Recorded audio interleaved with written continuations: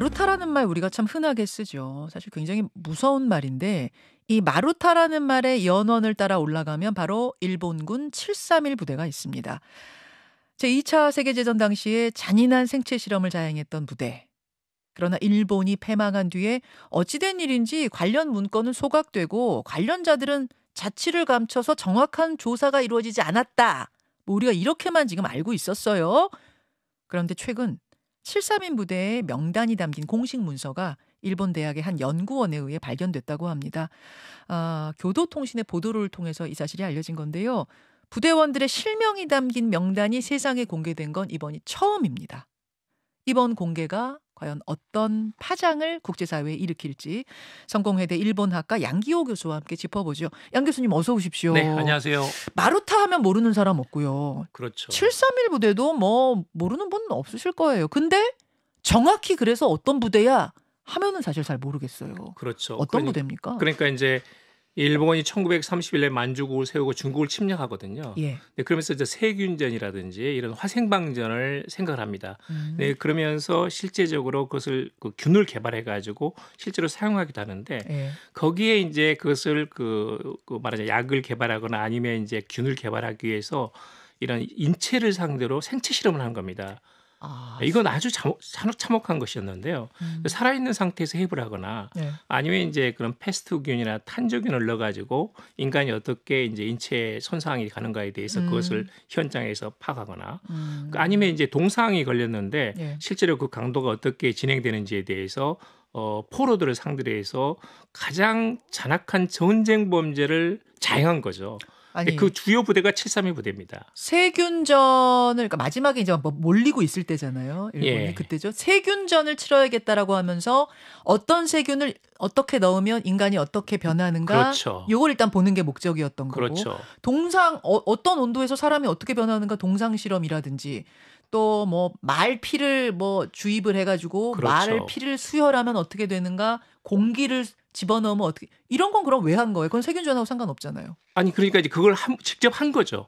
예를 들면 동상도 마찬가지고 예. 이제 말하자면 중국 국경 북쪽이었기 때문에 소련군하고 전투가 있지 않습니까? 그런데 일본군은 추위에 취약하다 보니까 예. 실제로 동상에 걸렸을 때 어떻게 된다거나 아니면 직접적으로 균을 투하한 적도 있는데 탄저균, 패스트균 같은 것들을 투하하거나 공중에서 투하하거나 예. 아니면 우물에 집어넣어 가지고 상대방을 어떻게 살상할 수 있는가에 대해서 구체적으로 자행한 것이고 그걸 일차적으로 실험한 겁니다. 예. 그러니까 딱 세균뿐만 아니라 전쟁에서 맞습니다. 수반되는 어떤 예. 각종 정보들을 이 마루타들에게 다 실험해 본 거네요. 그냥. 그렇죠. 그렇죠. 제가 모르겠어요. 이게 진짜인지 가짜인지 의심스러울 정도로 저는 잔인한 사례들을 많이 들었는데 제가 들은 것 중에 이런 게 있었어요. 그 전쟁 포로들 마루타를 어떤 뜨거운 방 안에다가 엄마와 아이를 넣어놓고 온도를 점점 올린다.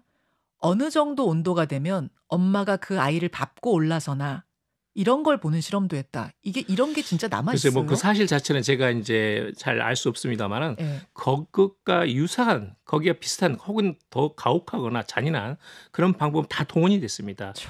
실제로 이건 있을 수 없는 일인데 말하자면 당시 우리도 뭐 이런 만주 땅에서 예. 많이 항일 투쟁하지 않았습니까? 예. 그때 포로가 됐던 조선인들, 특히 이제 다수의 중국인들, 예. 그리고 이제 소련군 포로들을 상대로 해가지고 그 사람들한테 대해서 인체 실험이라는 그런 악랄한 그런 것을 자행을 한 거죠. 할 수 있는 건 다 했다 이렇게. 다 했다는 거 할 보시면 수 있는 됩니다. 건 다 했던. 근데 할 수 있는 게 아니라 할 수 없는 것도 다 한 게 문제잖아요. 그렇죠. 그러니까 포로에 대한 규약도 있었고 예. 화생방에 대한 규약도 다 있었습니다. 예. 근데 그런 국제법을 위반해 가면서까지 인권이라는 개념은 없는 거죠. 없는 그냥 거죠. 뭐 인간이 아닌 것이고 하나의 그냥 그 생물 또는 이제 일종의 몰모티에 불과한 거예요.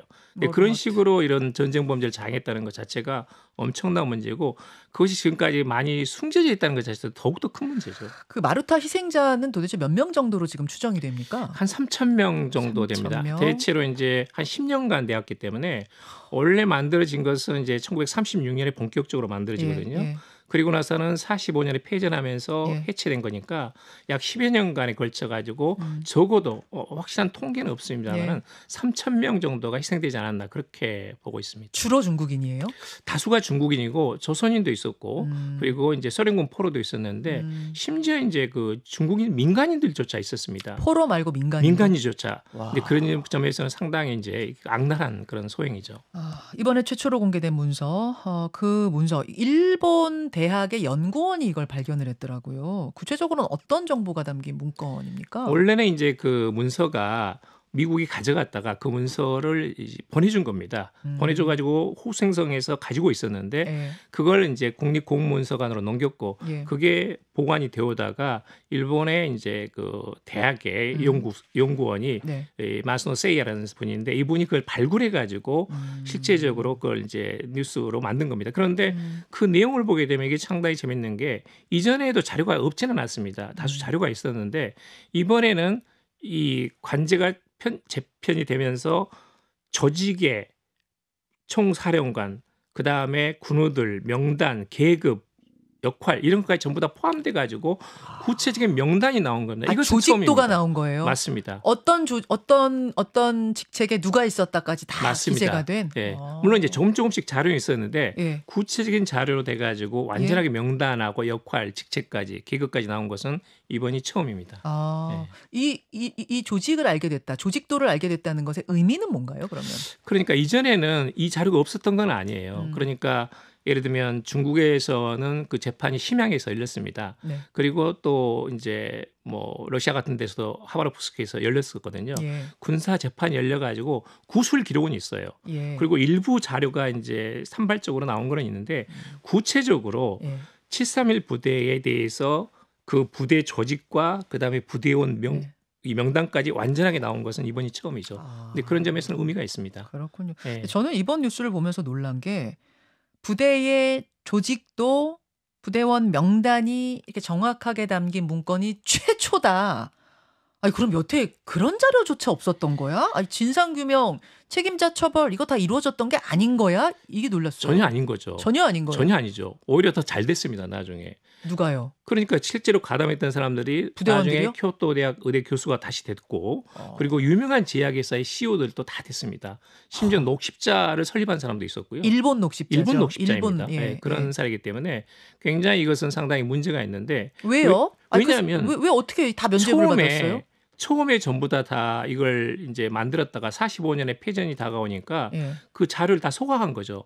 심지어 그 건물조차 폭발을 했어요.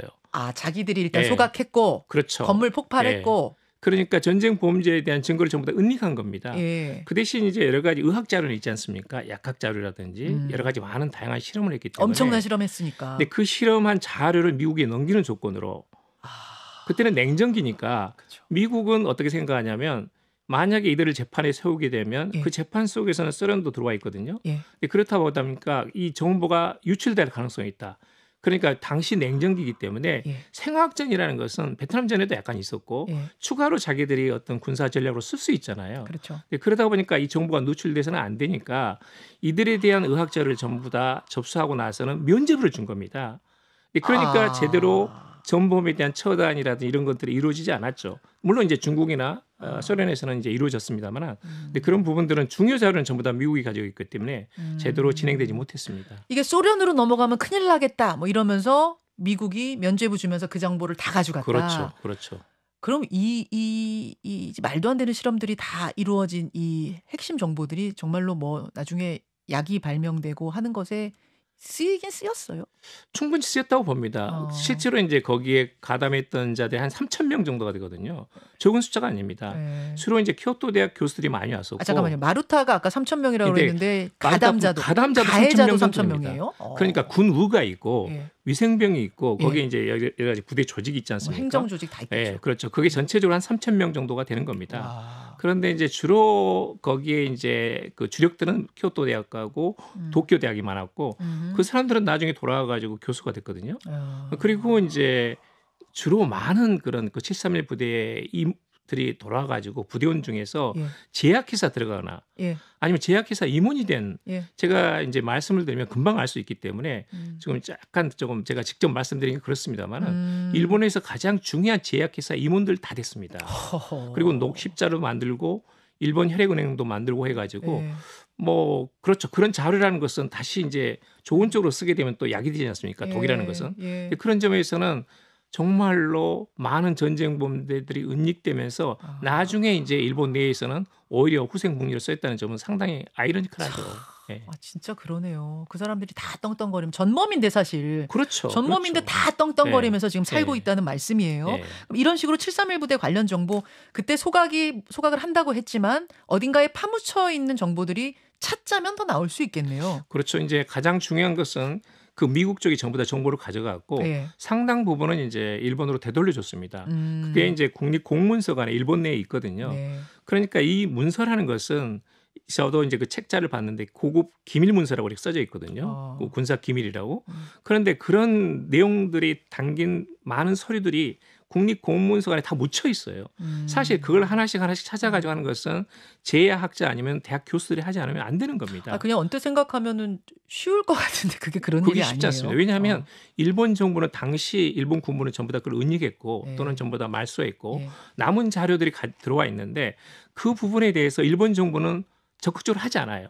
전쟁 범죄에 대해서 일본 정부는 인정하고 싶지 않기 때문에 전혀 하지 않는 겁니다. 그러다 보니까 이제 제약학자들이 그냥 그 서류 뭉치로 쌓여 있는 데서 예. 하나씩 빼가지고 예. 다시 그걸 분류를 해가지고 거기에 대한 구체적인 자료가 나오고 하는 것이고 그것은 예전에 이제 위안부 강제 연행이라든지 이런 부분도 다 마찬가지입니다. 그렇죠, 예. 그렇죠. 예. 어딘가엔 있을 텐데 그게 예. 뭐 우리가 생각하듯 정리가 잘 돼서 탁 있는 것이 아니라 하나하나 그렇죠. 조각조각 있는 걸 어딘가에 파묻혀 있는 걸 그야말로 발굴해야 하는. 더구나 일본 정부는 이제 그걸 가능하면 은닉하려고 하는. 그리고 자료가 나와도 그것을 정부의 공식적인 자료로 인정하지 않습니다. 그래요? 올해 지금 1923년 그 관동 대지진에 있었던 조선의 학살 100주년이거든요. 예. 여러 가지 이제 학회도 있고 추념식도 있었는데 예. 일본 정부는 여러 가지 자료가 나오고 일본의 야당 국회의원들이 그걸 질문을 해도 예. 이것은 구체적인 정부가 개입한 증거를 보여주는 자료로 보기는 어렵다. 인정을 안 해요. 라는 겁니다. 공식 자료를 인정하지 않아요. 예를 들어서 이게 지금 731 부대의 만행 사진입니다 하는 자료들 제가 꽤 많이 그렇죠. 인터넷에 떠돌아다니는 걸 봤는데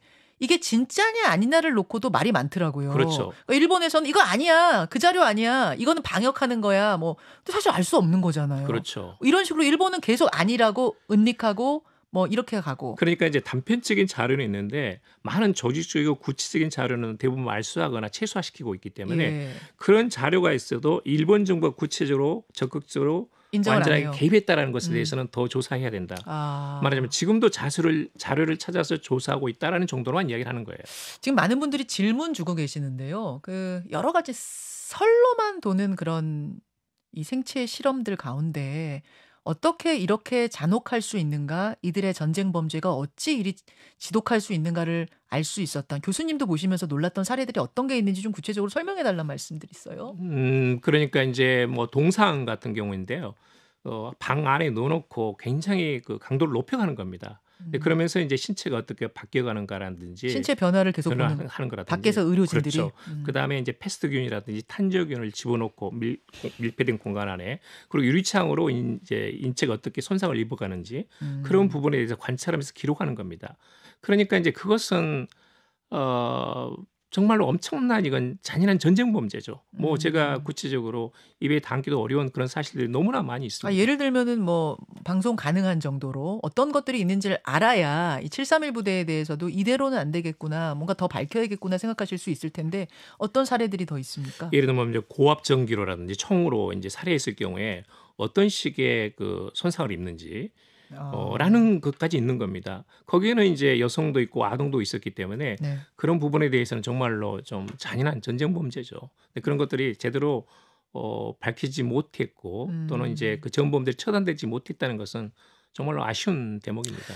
만약 일본과 국제사회가 같이 나서서 지금이라도 이것들에 대해서 진상규명을 하자, 또 책임자에 대해 문책하자, 책임자 가려내자 이러면 할 수 있어요? 아니면 이미 뭐 공소시효 끝난 거예요? 이미 끝난 일이죠. 그래서 이제 사실은 한 180명 정도의 중국인 피해자가 1997년에 일본 정부를 상대로 해서 일본 도쿄 지방재판소에서 소송을 제기했어요. 근데 10년에 걸쳐 가지고 했는데 결국은 패소했습니다. 이유는 뭐냐면 가장 큰 것은 이제 중일 국교 정상화 때 중국이 대일 청구권을 포기한 것하고 또 하나는 개인이 상대국 정부를 해서 국제법에서 소송을 제기할 수 없다 또는 보상을 청구할 수 없다는 원칙을 내세워서 했는데 그나마 다행인 것은 네. 이 세균전하고 인체 생체 실험이 있었다는 것은 일본 사법부가 인정을 했습니다. 아, 인정은 했어요. 네. 일본의 정부는 인정하지 않고 있지만 공식적인 기록으로서 인정하지 않고 있지만 사법부는 인정한 거죠. 그 재판 과정에서.